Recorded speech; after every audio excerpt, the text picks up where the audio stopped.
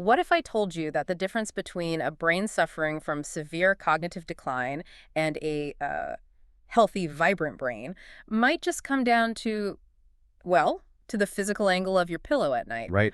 Or that halting a degenerative neurological disease could actually hinge on teaching your body how to fall down properly. Today, we are basically throwing out the traditional rule book on human optimization. We really are. I mean, we have this, I think we have this culturally ingrained assumption that optimizing our health requires a complete, exhausting overhaul of our entire existence. Yeah. We think we need to spend, 2 hours a day in the gym, meticulously weigh every single gram of food, and meditate like a monk just to see baseline improvement. Exactly. And if you are listening to this right now, we know exactly who you are. You are someone who wants the return on investment. Go. You want to cut through the overwhelming, honestly contradictory noise of the wellness industry and find the mechanisms that actually work. So our mission today is to dive into a highly curated stack of clinical research, expert frameworks, and biological data concerning longevity, metabolic function, cognitive preservation, and nervous system regulation. Yeah, we're really hunting for those precise, scientifically backed levers you can pull to transform your health. Right. And as we synthesize these diverse sources for this deep dive, a very clear fundamental restructuring of how we view health emerged. Because a true optimization is absolutely not about doing more. No. The central theme of the research we're unpacking today is biological efficiency, Right. which is completely driven by systemic interconnectedness. Let's focus on that interconnectedness, because we are looking at how a single focused minute of movement, or the specific position you sleep in, or even a 5-second pause during a heated argument can trigger acute physiological cascades in the body and the brain. That's massive. It really is. It's not about maximum effort. It is about maximum biological leverage. Precisely. And the best place to examine this concept of leverage is, well, by looking at physical movement. We're starting here because the latest epidemiological data just completely dismantles the assumption that prolonged, exhausting endurance training is a prerequisite for life-extending benefits. I think for you, the listener, this first section is going to be incredibly liberating. Oh, absolutely. We are looking directly at the work of Dr. Martin Gibala, and he introduces a framework called VILPDAY. It stands for Vigorous Intermittent Lifestyle Physical Activity. And the data he presents is, well, it's startling. It's incredible. We're looking at a study tracking 25,000 people, and it demonstrates that just 4 minutes a day of VLPA results in a 25 to 30% reduction in all-cause mortality. 4 minutes. 4 minutes. And to be clear, we are not talking about putting on gym clothes and doing a structured workout. We're talking about sprinting to catch a departing bus or, carrying a very heavy backpack up 3 flights of stairs. Right. And to understand why this works, we have to look at the cellular mechanisms of cardiovascular adaptation. Historically, the prevailing theory was that the heart and mitochondrial networks required prolonged, sustained stress. Like a 45-minute jog. Exactly, like a long jog to trigger adaptation. Yeah. But Gibala's research highlights a totally different pathway. When you sprint up a flight of stairs carrying a heavy bag, you are instantaneously demanding an acute spike in oxygen and cellular energy. Yeah. The cardiovascular system is caught off guard. This sudden, intense stress activates an enzyme called AMPK, which basically acts as the master metabolic switch in your cells. So doing 45 minutes of moderate jogging is essentially like asking a construction crew to slowly widen a road over the course of a year. Right. The body adapts, but it's a slow, steady remodel. But a 20-second all-out sprint up the stairs, that is an earthquake. That is a great way to put it. It forces the body to immediately call in emergency resources to reinforce the infrastructure so it doesn't collapse the next time you demand that much energy. So it's kind of like investing in a high-yield savings account. Oh, totally. You don't need to lock your money away for hours and hours. Short, intense, high-interest deposits actually compound faster for your heart and longevity. The earthquake of vigorous exertion forces the rapid biogenesis of new mitochondria and increases the stroke volume of the heart. Wow. And Gibala formalized this into a specific intervention called the SIT protocol sprint interval training. It consists of exactly 3 20-second sprints within a 10-minute window. Okay, so how does that work practically? Well, you do a light warm-up, you sprint with absolute uninhibited maximum effort for 20 seconds, you recover for a couple of minutes, and you repeat 2 more times. You are literally only doing 60 seconds of intense work. Wait, I want to clarify something for the listener because people hear intervals and immediately think of HI high-intensity interval training. How is S different from a standard HIIT class where you are doing burpees and kettlebell swings for 45 minutes? The distinction lies in the absolute peak output. HIIT is generally performed at a high effort, maybe 80 or 85% of your max capacity sustained over longer intervals. Okay. FI requires peak, maximum 100% effort. You are emptying the tank completely for those 20 seconds. And clinically, Jabal found that this 10-minute SIT protocol improves cardiovascular fitness, specifically the maximum rates your body can consume oxygen comparably to traditional long-duration cardio. But it takes 90% less time. Exactly, 90% less time. That efficiency is actually corroborated by another source in our stack. Ben Greenfield points to a UK biobank study analyzing 73,000 participants. A huge study. Massive. It concluded that just 1 minute of vigorous activity provides the same mortality risk reduction as 4 to 9 minutes of moderate activity. The longevity benefits curve actually flattens out at around 10 minutes of vigorous activity a day. Right. But here is the logistical question, right? If we are supposed to exert absolute maximum effort to trigger these adaptations, how do we do that without completely destroying our joints? Because traditional high-intensity movements, heavy barbell back squats, box jumps, plyometrics, those carry a substantial wear and tear cost on the cartilage and ligaments. Yeah, that is the Yeah. crucial caveat. You want the neurological and cardiovascular stimulus without the inflammatory joint degradation. Right. Greenfield addresses this by pointing to research from the Journal of Strength and Conditioning Research regarding isometric strength training. Isometrics involve forcefully contracting your muscles without changing the length of the muscle or moving the joint.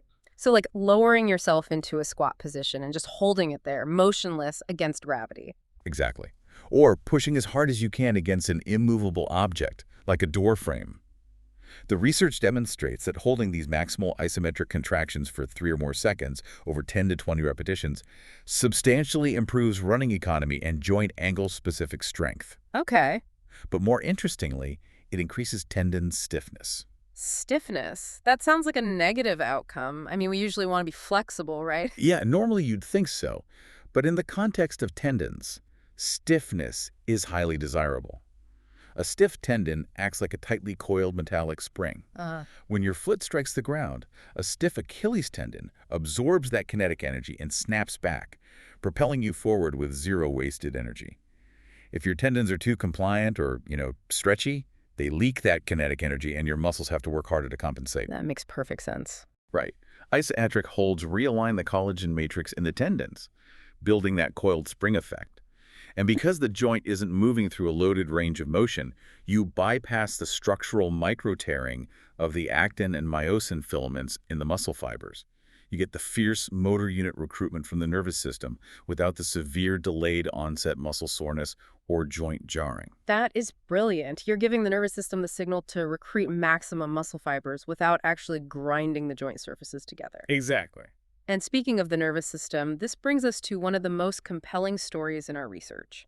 Because movement isn't just about athletic performance or extending lifespan. In some cases, it is the primary intervention standing between a person and severe neurological decay. The story of Jimmy Choi perfectly illustrates this. Oh man, it's a profound case study in neuroplasticity. It really is. Jimmy was diagnosed with early onset Parkinson's disease when he was only 27. 27, that's so young. Yeah. And Parkinson's is a degenerative disorder affecting the basal ganglia in the brain, leading to tremors, stiffness, and a loss of voluntary motor control. Over the following decade, his physical state deteriorated rapidly. By his late 30s, he weighed 250 pounds, relied on a cane to walk, and his body was effectively shutting down. So it's heartbreaking. The catalyst for change occurred when he fell down a flight of stairs while carrying his young son. They both survived uninjured, thank goodness, but Jimmy realized his failing neurology made him a danger to his own child. Right. And his intervention from that point is what researchers refer to as forced exercise. Yeah. Choi didn't start with gentle stretching. He began applying a 10% rule, incrementally demanding 10% more physical output from his body than the day before. Okay. But the most significant part of his protocol was his reliance on, of all things, the burpee. Which is fascinating because the burpee is universally despised. Oh, everyone hates him. It's exhausting. You drop to the ground, push your chest up, pull your legs in, and jump up. Why build a protocol around that specific movement? Well, you have to look at it through the lens of a Parkinson's patient. The disease robs you of your balance and your ability to safely arrest a fall. Oh, I see. Yeah. By practicing the burpee, Choi was explicitly training his nervous system how to safely collapse to the ground, absorb the impact, and forcefully right himself back to a standing position. He was manually overriding the neurological deficits of the disease by forcing his motor cortex to map out and execute those complex multi-joint movement patterns repeatedly. Wow. And the clinical data supporting this approach is staggering. Choi references studies demonstrating that engaging in 30 minutes of high-intensity training, specifically sustaining a heart rate at 80 to 85% of its maximum, 4 days a week resulted in statistically zero progression of Parkinson's disease over a 6-month window. Zero progression. Zero progression of a supposedly unstoppable degenerative condition. Jimmy used this exact methodology to ditch his cane, become a marathon runner, set world records, and eventually compete on American Ninja Warrior. It's unbelievable. And the mechanism behind that halting of disease progression involves neurotrophic factors.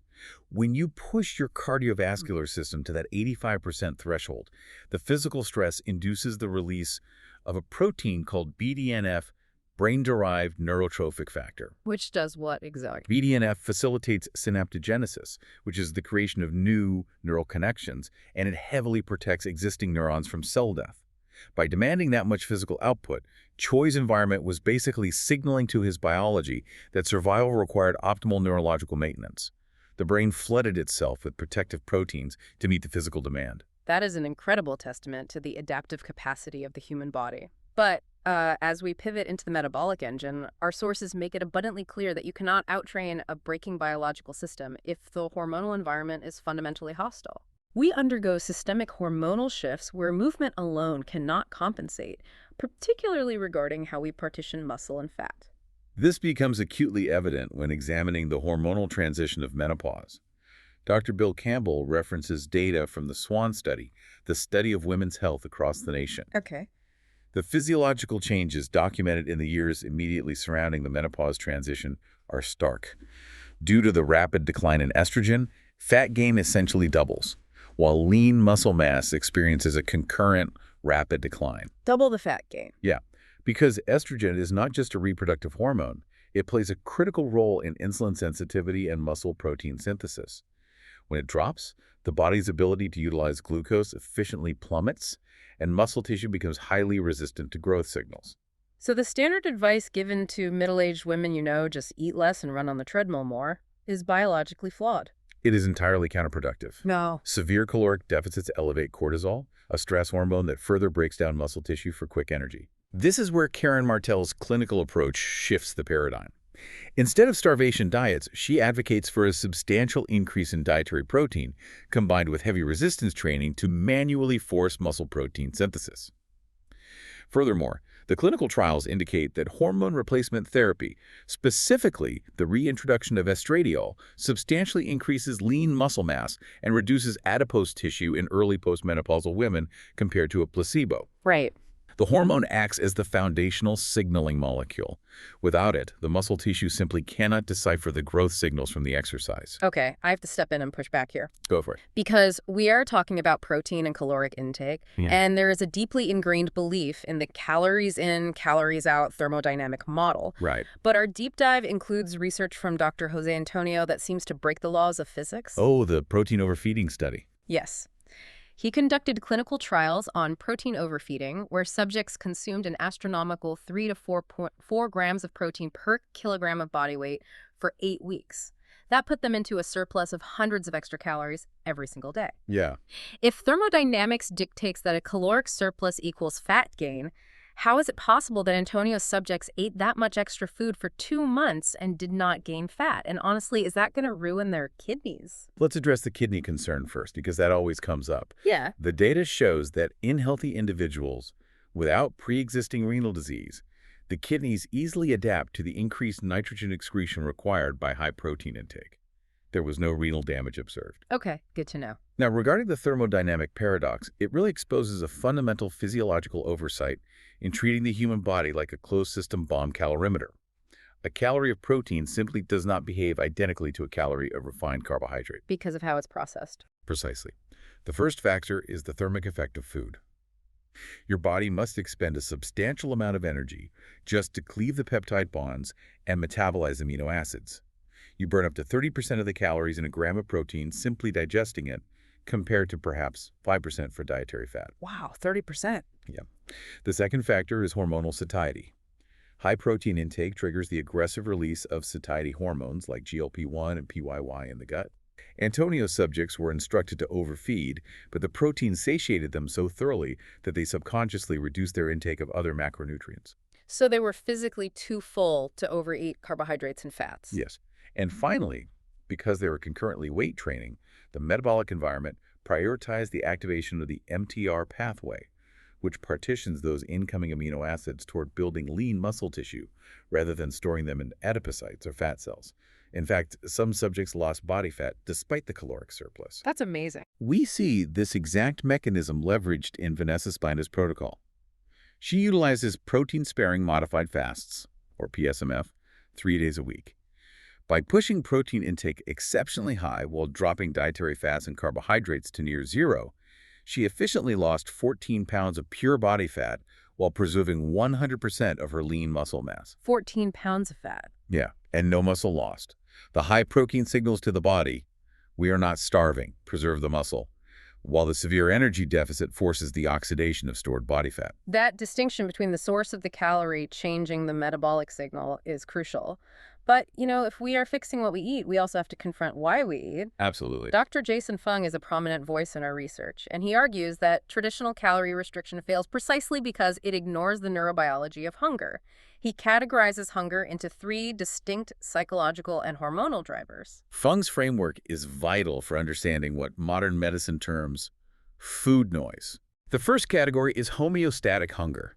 This is genuine biological necessity. Your glycogen stores are depleted, and your body requires nutrients to maintain cellular function. Makes sense. The second is hedonic hunger. This is driven entirely by the brain's reward centers, eating for pleasure, comfort, or the acute dopamine release provided by highly palatable foods. And the third is conditioned hunger, which is entirely Pavlovian. Exactly. You eat because it's noon and the clock dictates it is lunchtime, or you sit in a movie theater and your brain instantly demands popcorn, regardless of whether you just ate a full meal. The environment acts as the trigger. Exactly. And ultra-processed foods are scientifically engineered to exploit hedonic and conditioned hunger. They are formulated with exact ratios of salt, sugar, and fat to bypass the homeostatic fullness signals in the gut, keeping you locked in a cycle of dopamine-seeking consumption. Wow. Fung argues that you must eliminate these engineered foods to reset the brain's reward circuitry. Furthermore, he utilizes intermittent fasting not merely as a caloric restriction tool, but as a psychological intervention. Wait, really? Psychological? Yeah. When you execute a fast, you experience waves of ghrelin, the hunger hormone. By sitting through that wave and realizing it eventually subsides without you eating, you break the conditioned panic associated with feeling an empty stomach. You kind of retrain your brain to realize it's not an emergency. Okay, so we are optimizing our movement, we understand macronutrient signaling, and we are repairing our psychological relationship with food. Right. But structurally, how does the body process all of these inputs? If we are eating high protein and modulating hormones like estrogen, what internal mechanism is managing this biochemical traffic? That requires us to examine the liver and the specific phases of detoxification, as outlined by Dr. Carrie Jones. Right. The wellness industry has co-opted the word detox to mean drinking specialized juices, but biological detoxification is a rigorous, nutrient-dependent biochemical pathway. Let's look at phase 2 liver detoxification, which is the conjugation phase. Conjugation phase. Yeah. This is where the liver attaches a molecule to a toxin, or a used hormone like excess estrogen, making it water-soluble so it can be excreted. If phase 2 is sluggish, highly reactive estrogen metabolites can recirculate, causing cellular damage. And Dr. Jones suggests that consuming broccoli sprouts is a powerful intervention here. But surely dosage matters. We can't just chew one single sprout and expect our liver to suddenly clear out decades of metabolic waste. No, you definitely can't. The dosage and the preparation are both critical.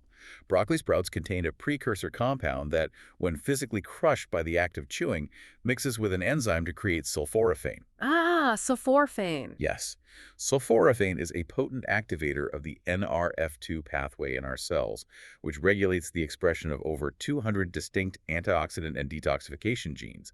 You need a concentrated amount, usually a small handful of thoroughly chewed raw sprouts, to yield enough sulforaphane to upregulate phase 2 enzymes efficiently. But Dr. Jones points out that phase 2 is useless if phase 3 fails. Phase 3 is elimination. You can package up the excess estrogens perfectly in the liver, but if they are dumped into the digestive tract and you are chronically constipated, those hormones don't leave the body. They sit in the colon, the bonds are cleaved by bacteria, and the toxic estrogen is reabsorbed into the bloodstream. This is a critical failure point. Ensuring daily bowel movements is non-negotiable for detoxification, and this is deeply intertwined with the nervous system. Dr. Jones emphasizes that you must consume your meals in a parasympathetic state, the rest and digest mode of the autonomic nervous system. Which most of us never do. Right. If you are eating while driving aggressively or answering stressful emails, your sympathetic fight-or-flight system is dominant. Blood flow is shunted away from the gastrointestinal tract and toward the skeletal muscles. Digestion stalls, gastric acid production drops, and the transit time of food halts, leading to that exact reabsorption of toxins. And that biological traffic jam in the gut is exactly what transitions us to one of the most counterintuitive insights in our research. It's fascinating. We usually think of bodily systems as isolated silos, but Dr. Betsy Greenleaf connects the state of the gut directly to what she terms the gut-vagina axis. She explains that recurrent vaginal symptoms such as severe dryness, chronic urinary tract infections, and diminished libido are rarely isolated local issues. They are a direct reflection of a dysbiotic gut microbiome. It is a fascinating demonstration of systemic interconnectedness. The microbial ecosystem of the gastrointestinal tract directly seeds and influences the microbial ecosystem of the vaginal tract. A healthy vaginal microbiome is dominated by specific strains of lactobacillus, particularly Lactobacillus crispatus. Okay. These bacteria produce lactic acid, creating a highly acidic barrier that prevents opportunistic pathogens, the bacteria that cause UTIs and yeast infections, from taking hold. But if your gut is wrecked from a diet of ultra-processed foods or, you've been overprescribed antibiotics, that native lactobacillus population is decimated. Precisely. Standard medical advice often treats a UTI with broad-spectrum antibiotics, which annihilates the very bacteria required to maintain the acidic barrier, essentially guaranteeing a subsequent infection. It's a vicious cycle. Exactly. Dr. Greenleaf's clinical intervention treats the entire terrain. She mandates a substantial increase in dietary fiber to feed the beneficial bacteria in the gut, allowing them to outcompete the pathogens. Right. However, she also addresses the local tissue. As women age and estrogen levels decline, the mucosal lining of the vaginal wall thins and loses glycogen, depriving the lactobacillus of their primary food source. Greenleaf utilizes localized estrogen, DHEA, and even regenerative therapies like red light devices or targeted lasers to stimulate collagen production and thicken the tissue, effectively rebuilding the physical home for the microbiome. You have to fix the systemic gut environment and the local terrain simultaneously. Exactly. That principle of holistic terrain management brings us to the ultimate form of biological cleanup. If we want to optimize the body at the most fundamental microscopic level, we have to look at cellular repair. Dave Asprey heavily cites the Nobel Prize-winning research of Dr. Yoshinori Osumi, who discovered the exact mechanical pathways of autophagy. Yeah, autophagy, which translates to self-eating, is the body's deeply elegant quality control system. Self-eating, nice. Right. Inside your cells, you have organelles called lysosomes. When the body is deprived of incoming external nutrients for a prolonged period, the cellular sensors detect an energy deficit. In response, the lysosomes begin engulfing damaged, misfolded proteins, precancerous cells, and cellular debris. They just eat the trash. Pretty much. They use enzymes to break this biological trash down into basic amino acids, which are then recycled to build new healthy structures or burn for energy. And there is a specific target for this, right? Mitophagy. Yes. Mitophagy is the targeted destruction and recycling of old, dysfunctional mitochondria, the organelles that produce your cellular energy. If your mitochondria are inefficient, you experience chronic fatigue and high levels of oxidative stress. Asprey recommends a very specific protocol to force this mechanism to turn on. A 72-hour, water-only fast, performed periodically, perhaps once a quarter. Right. By completely halting caloric intake for 3 days, you suppress insulin and mTOR, which are the signaling pathways for growth, and you aggressively upregulate AMPK, the pathway for repair. The mechanism makes perfect sense. The body only initiates this massive cellular breakdown protocol when it perceives a severe scarcity of external resources. Yeah. If you are constantly snacking from the moment you wake up until you go to sleep, the body remains perpetually locked in a state of growth and digestion. It never flips the switch into repair mode. The prolonged fast acts as the biological trigger that informs the cells external resources are gone. We must begin internal scavenging. Asprey also notes that crossing that 72-hour threshold aggressively lowers systemic inflammation markers and actually stimulates the release of dormant stem cells to begin repopulating the immune system. Wow, so fasting utilizes deprivation to clear cellular waste from the body. But the brain, our most metabolically demanding organ, has its own highly specialized biological trash removal system. And remarkably, it only activates when we lose consciousness. Yes. This brings us to section 3, the brain-sleep connection. We can connect the metabolic pathways we just discussed directly to sleep architecture, courtesy of Dr. Ben Bickman's research. Wow.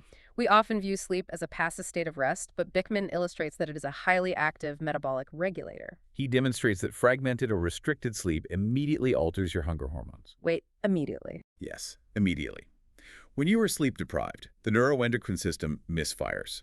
The body decreases the secretion of leptin, which is the hormone responsible for signaling satiety to the hypothalamus.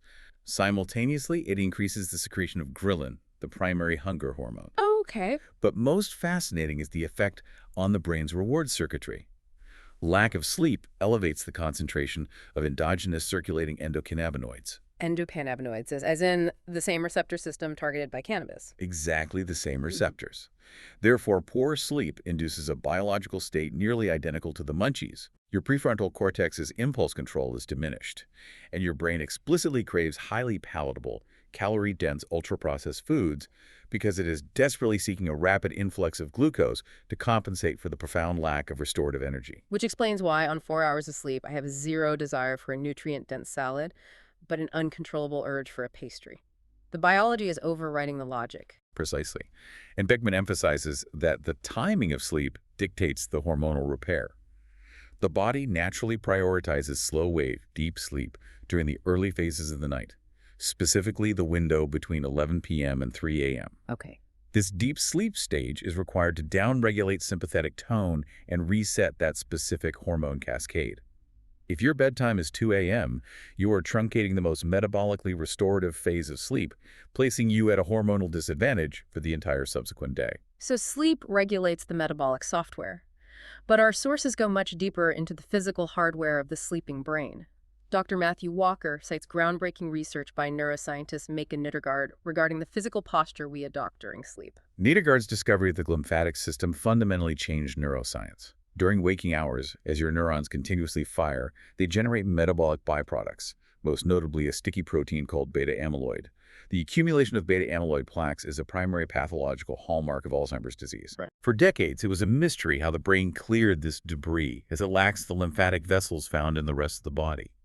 Nittergaard discovered that the clearance mechanism is entirely dependent on the specific architecture of deep sleep. And it involves a physical shape-shifting inside the skull, right? Yes. The brain is supported by glial cells, specifically astrocytes. During slow-wave sleep, the end feet of these astrocytes physically shrink, reducing their cellular volume by up to 60%. 60%. Yeah, it's huge. This massive physical contraction widens the interstitial spaces between the neurons. Cerebrospinal fluid then rushes through these newly opened channels, acting as a pressure washer to physically flush the beta-amyloid and tau proteins out of the brain and into the circulatory system for elimination. I used an analogy to understand this mechanism. The glymphatic system is essentially the brain's public works department. Oh, I like that. During the day, the city streets are congested with heavy traffic. Your active thoughts and sensory processing and trash builds up in the gutters. The street sweepers can't get through. But at night, the traffic halts, the cars are pulled off the streets, which is the glial cells shrinking, and the Public Works Department opens the fire hydrants to power wash the streets pristine. Yes. But what Nedergaard found is that the efficiency of those fire hydrants is governed by gravity. Side sleeping was proven to be the most hemodynamically efficient posture to facilitate this cerebrospinal fluid flow. If you sleep prone on your stomach, the hydrants are essentially kinked. That is a highly accurate visualization of the fluid dynamics. Mhm.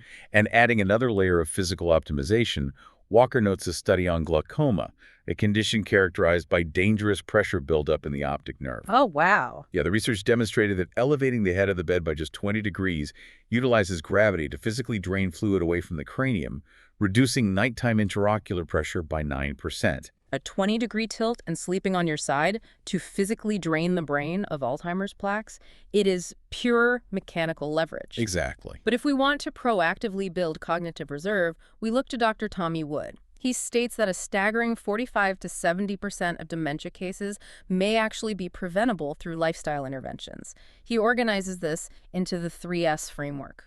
The first pillar of the 3S framework is stimulate. But Wood makes a critical distinction. He's not referring to closed-loop activities like Sudoku or crossword puzzles where you are simply retrieving known data. He advocates for open skill exercises. Activities with unpredictable environments. Yes, playing a dynamic sport like tennis, learning complex choreography in a dance class, or acquiring a new language. These activities force the brain to engage multiple sensory inputs simultaneously, predict an outcome, fail, and instantly adapt the motor pattern. That neurological friction, the act of failing and correcting, is the specific trigger for neuroplasticity. The second pillar is supply. You have to provide the raw materials to build those new synaptic connections. This means omega-3 fatty acids to construct the phospholipid bilayer of the cell membranes, B vitamins to synthesize neurotransmitters, and polyphenols to neutralize the oxidative stress generated by high brain metabolism. Right. But supply also mandates physical movement. The brain consumes 20% of your daily energy, but it has no capacity to store energy. Vigorous movement acts as a vascular pump, increasing cerebral blood flow to deliver those nutrients across the blood-brain barrier. And the final pillar is support. This integrates the sleep hygiene required to consolidate the neural pathways formed during the stimulate phase and the management of chronic stress. Chronic elevation of cortisol is highly neurotoxic. It literally causes the atrophy of the hippocampus, the brain's primary memory center. Now, a listener might be thinking, this is great for general aging, but what if my genetics are stacked against me? Dr. Peter Attias specifically addresses the APOE4 genetic variant. Carrying a double allele of APOE4 drastically increases the statistical probability of developing Alzheimer's disease. Are those individuals doomed by their DNA? The latest pharmacological data indicates they are not. Attia discusses a recent Phase 3 clinical trial for a compound called obicetrapib. It is a CETP inhibitor, a class of drugs originally developed to alter cholesterol profiles for cardiovascular disease. Okay. However, researchers tracked a subgroup of patients carrying the highly risky APOE44 double variant. Over a 12-month period, the control group receiving a placebo saw their levels of pTau217 increase by nearly 13%. Let's clarify tau proteins for the listener. While beta amyloid forms plaques outside the cell, tau proteins form tangles inside the neuron. You can think of a healthy neuron as having long railroad tracks that transport nutrients down the axon. In Alzheimer's, the tau proteins that stabilize those tracks become hyperphosphorylated. They detach and clump together. The railroad tracks collapse, and the neuron starves to death. pTau217 is a specific biomarker measuring that collapse. Exactly. The placebo group's neuronal tracks were collapsing rapidly, but the high-risk group taking obicetrapib saw their pTau217 levels decrease by 8%. Decrease? Wow. Yes, the drug modulated the lipid metabolism within the brain, demonstrating that even severe genetic predispositions can be chemically mitigated. The pathology was reversed. And speaking of reversing cognitive decline, the data from Dr. Heather Sandison's clinic is incredibly hopeful. She conducted a 6-month clinical trial on 23 patients who were already diagnosed with measurable cognitive impairment. They were already experiencing the cognitive slip. Right. She utilized a functional root cause methodology, and 74% of her participants demonstrated significant measurable improvements in cognitive function. Her success lies in the aggregation of marginal gains. She didn't rely on a single pharmaceutical intervention. She optimized their circadian rhythms to maximize glymphatic clearance. She utilized continuous glucose monitors to map their individual glycemic responses, preventing the severe insulin spikes that lead to neuroinflammation. Yeah. She employed dual-tasking exercises, having patients balance on an uneven surface while verbally solving math equations to force rapid synaptic firing. She utilized sauna therapy to induce sweating, aiding the liver in the excretion of environmental neurotoxins. She fundamentally altered the biological environment, providing the brain the exact conditions it required to halt the decay and heal itself.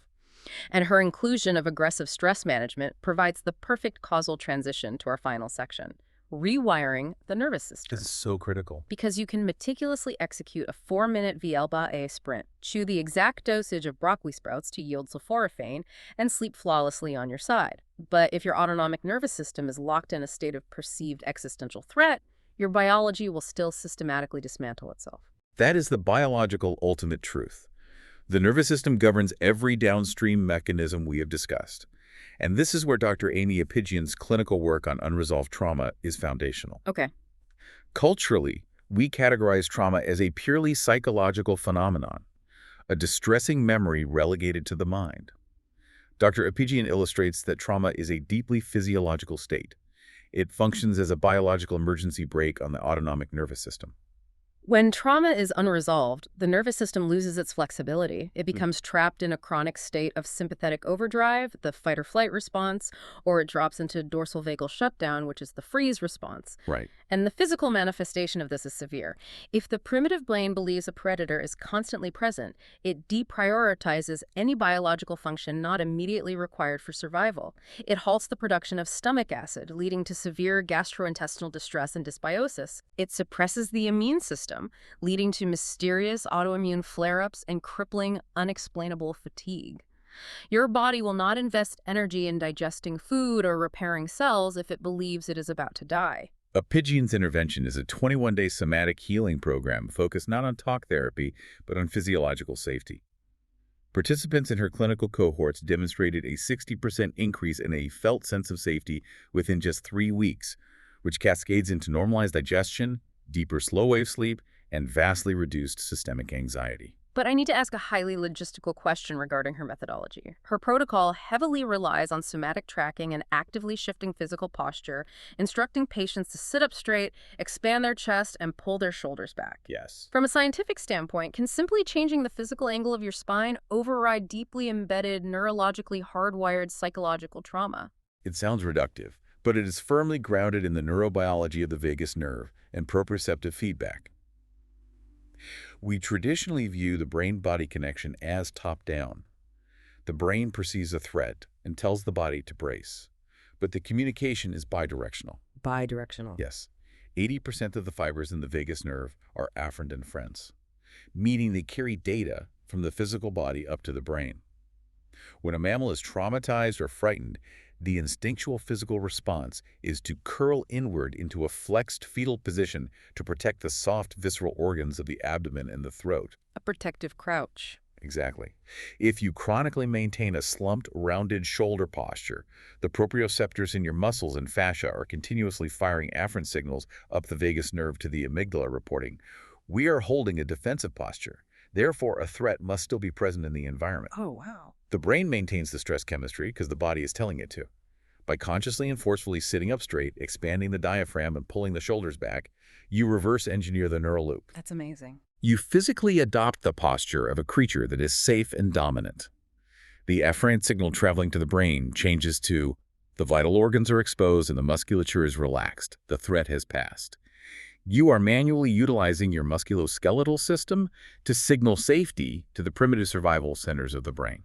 You are hacking the amygdala through the spine. That is profoundly actionable. And building on that daily resilience, our sources outline specific, rapid interventions to maintain that autonomic flexibility. Dr. Pedram Shojai utilizes a strict 5-minute morning breathwork protocol to establish what he calls a beachhead of awareness. Right. The mechanics are precise. A 4-count inhalation, a 2-count breath retention, a 4-count exhalation, and a 2-count retention at the bottom of the breath. The box breathing variant effectively balances oxygen and carbon dioxide ratios in the blood while rhythmically stimulating the vagus nerve.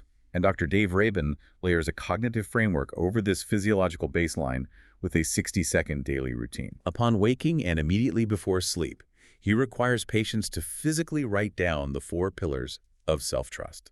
Self-gratitude, self-forgiveness, self-compassion, and self-love. Writing it down specifically. Yes, this isn't superficial positive thinking. It is a targeted neuroplastic exercise. The brain has a negative bias. It defaults to scanning the environment for threats and ruminating on failures. By actively writing these pillars, you are forcing the neurons to fire in a pattern of safety and self-reliance, insulating the nervous system before you expose it to the stressors of the day. But what is the protocol for when the system is acutely hijacked? You are at your desk, you receive a highly critical email, and you experience an immediate, visceral spike of adrenaline and anger. How do we biologically interrupt that rumination before it spirals? Dr. Mark Brackett details a psychological mechanism known as distanced self-talk. When the sympathetic nervous system flares into anger or panic, our cognitive perspective severely narrows. We become subjectively trapped inside the emotional turbulence. Brackett's intervention leverages language to create psychological space. Instead of using first-person pronouns, I am overwhelmed, I cannot handle this, you address yourself using your own name. For example, David, you recognize that this physiological spike is temporary. David, you have the analytical skills to resolve this. You are verbally treating yourself as a separate entity. It generates what psychologists term temporal distance. By utilizing your own name, you briefly trick the prefrontal cortex into adopting the role of an objective observer. It allows you to bypass the emotional amygdala and access the rational empathy you would easily provide to a distressed friend. I love that. Brackett refers to this as the Uncle Marvin effect. Humans are highly capable of providing rational, calming advice to others, but we deny ourselves that same grace. Distanced self-talk bridges that cognitive gap. Brackett also applies a rapid cognitive override for the modern stressor of social media comparison. When you are scrolling and feel that acute spike of envy or inadequacy, he advises an immediate behavioral block. You physically put the device down and explicitly articulate 3 highly specific aspects of your current reality that you are grateful for. Gratitude and envy utilize the same neural circuitry. They cannot occupy the brain simultaneously. Use gratitude to physically short-circuit the envy cascade. It's a great tool. And if we want to structurally alter the brain's default reaction to these stressors, the conversation must turn to meditation. Dr. Richard Davidson has conducted randomized controlled trials demonstrating that committing to just 5 minutes of mindfulness meditation daily for 30 days yields substantial reductions in clinical anxiety and depression. Wow, just 5 minutes. Yeah. More impressively, it creates a systemic physiological shift, drastically lowering the concentration of IL-6 cytokines in the bloodstream, which are primary biomarkers for systemic inflammation. 5 minutes of mental focus physically lowers inflammatory proteins in the blood. But there is a massive hurdle here. Many high-achieving individuals attempt meditation, sit in silence, and their anxiety absolutely skyrockets. They feel worse, so they quit, assuming their brain is incompatible with the practice. Which is why the caveat provided by neurobiologist Dr. Andrew Huberman is so critical. He emphasizes that during the initial weeks of a meditation practice, an acute spike in subjective anxiety is biologically guaranteed. Guaranteed. Yes, the brain is accustomed to continuous, rapid-fire external dopamine stimulation. When you remove all stimuli and force the brain to internally focus, it creates profound neurological friction. Huberman describes this initial intense discomfort as the lactate of the mind. I want to make sure the listener grasps this because it reframes the entire experience. When we run those 20-second VO pace sprints, our muscles burn fiercely with lactic acid. We don't interpret that burn as a failure. We know the burn is the necessary biological friction required to build a stronger muscle. Right. Huberman is saying the anxiety you feel when you first try to meditate is the exact same mechanism. It is the neurological burn required to physically alter the synaptic connections in the brain. That is the exact parallel. The psychological discomfort is the definitive proof that neuroplasticity is actively occurring. If the practice did not induce friction, it would not force the brain to adapt its structural baseline toward long-term autonomic regulation. That completely eliminates the guilt of being bad at meditation. Totally.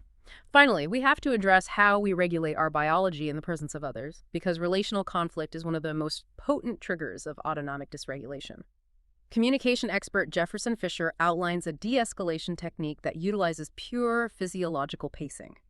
When an individual directs a hostile or triggering comment toward you, his strict protocol is to implement a 5 to 7 second breath of absolute silence before offering any verbal response. The biology of the pause is a defensive mechanism for your nervous system. An insult triggers an immediate release of catecholamines, adrenaline, and noradrenaline. Oh. The instinct is to launch a verbal counterattack. The 5 to 7 second silence forces you to ride out the apex of that adrenaline wave, allowing it to begin dissipating. This ensures your prefrontal cortex, your rational executive function, remains dominant over your reactive limbic system. But the sociological effect of the silence is equally powerful. By refusing to instantly react, you decline the invitation to co-regulate with their dysregulated state. You create an auditory void. The aggressor's hostile words simply hang in the empty space and echo back to them. In the absence of your defensive reaction, the aggressor often recognizes the disproportionate nature of their comment and begins to walk it back entirely on their own. And if they refuse to de-escalate, Fisher provides a specific two-word verbal intervention to neutralize the interaction without absorbing the biological stress. Maybe so. Maybe so. When confronted with aggressive, unwanted criticism, you simply maintain eye contact, nod slightly, and say, maybe so. It acknowledges the auditory fact that they spoke, it effectively terminates the debate, but it actively refuses to validate the premise of their attack. It is verbal aikido. You allow the kinetic energy of their hostility to flow past you without internalizing the stress into your own biology. I love that. Let's pull back and look at the total picture of what we have explored in this deep dive. The degree of systemic interconnectedness is profound. We have established how the physical mastication of broccoli sprouts dictates the liver's ability to clear toxic estrogens. Yeah. We have linked the abundance of dietary fiber to the survival of the vaginal microbiome. We have seen how the precise gravitational angle of your head during sleep physically washes Alzheimer's plaques from the brain tissue, and how the architecture of your sleep dictates whether your brain craves glucose or broccoli the next morning. It's all connected. We learned that 60 seconds of maximal exertion can force the heart to restructure itself, that repeatedly dropping to the ground can halt the progression of Parkinson's, and that altering the physical posture of your spine can convince your amygdala that a traumatic threat has passed. And this leads to the most vital takeaway for you, the listener. The objective here is not to induce a state of overwhelm. Attempting to flawlessly integrate a high-protein PSMF diet, 20-second sprints, 72-hour water fasts, and complex breath work all by tomorrow morning will only generate the exact chronic sympathetic stress we are trying to resolve. Right. True. Sustainable optimization is about selecting one single biological lever. One lever. You might choose to carry that heavy backpack up the stairs for 4 minutes today. You might choose to adopt a 5-minute box breathing protocol to build your beachhead of awareness. Or perhaps tonight you simply place an extra pillow under your head and focus on sleeping on your side. You pull one single lever and you allow the profound, interconnected biological cascades to do the heavy lifting for you. It is about trusting the adaptive intelligence of your own physiology. But I want to leave you with one final provocative question to consider as you go about your day. A thought that crystallized for me when looking at the totality of this clinical research. If a mere 4 minutes of vigorous movement, a periodic deprivation of calories to induce cellular cleanup, and the simple act of sleeping in alignment with gravity can fundamentally rewrite our biological destiny and actively reverse cognitive decline. Yeah. Are the chronic degenerative diseases we have been culturally conditioned to accept as a normal part of aging actually just the predictable symptoms of a sedentary, processed lifestyle the human organism was never biologically designed to endure? It really forces us to redefine what we consider normal aging. It truly does. Yeah. Thank you for joining us on this deep dive. We hope you discovered the precise mechanism you needed today, and we encourage you to pull that one lever, take care of your biology, and we will catch you on the next deep dive.